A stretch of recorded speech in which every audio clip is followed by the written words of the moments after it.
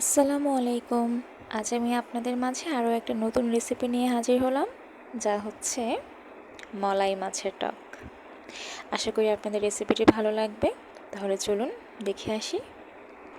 আমি মাছগুলোকে আগে থেকে হলুদ লবণ দিয়ে ভালো করে মাখিয়ে রেখেছিলাম, তো এগুলো এখন ভালো করে ভেজে নেব।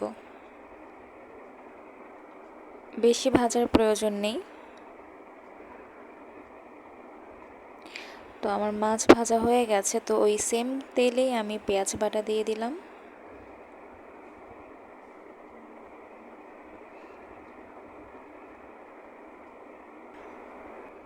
এখন দিচ্ছি পরিমাণ মতো কিছুটা লবণ, ভালো করে মিশিয়ে নিচ্ছি। দিয়ে দিলাম 1 চা চামচ মরিচের গুঁড়ো, 1 চা চামচ ধনিয়া গুঁড়ো, ভালো করে মিশিয়ে নিচ্ছি। আর দিলাম 1 চা চামচ ধনিয়া গুঁড়ো। সব কিছু একত্রে ভালো করে মিশিয়ে নিয়ে কিছুটা পানি দিয়ে দিলাম, যাতে মশলাটা পুড়ে না যায় আর ভালো মতো কষে আসে।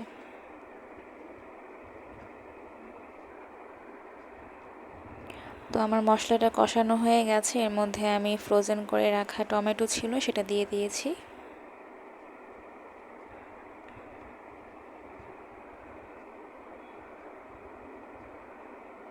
আর দিচ্ছি 3 টুকরো কাঁচা আম। আপনাদের টক মতো ব্যবহার করবেন আমটা, তো আমি 3 টুকরোই দিলাম। এখন মাছগুলোকে দিয়ে দিলাম।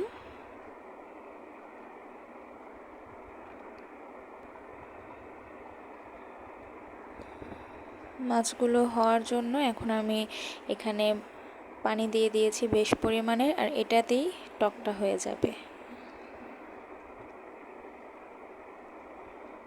তো আমার রান্না অলমোস্ট শেষ পর্যায়ে। তো এখানে আমি কাঁচামরিচ আর ধনিয়া পাতা দিয়ে দিচ্ছি। সব কিছু একত্রে ভালো করে নেড়ে চেড়ে নিচ্ছি। দেখুন কত সুন্দর হয়েছে কালারটা, আর খেতেও কিন্তু দারুণ হবে। তো এই হচ্ছে আমার রান্নার ফাইনাল লুক। আশা করি আপনাদের ভিডিওটি ভালো লেগেছে।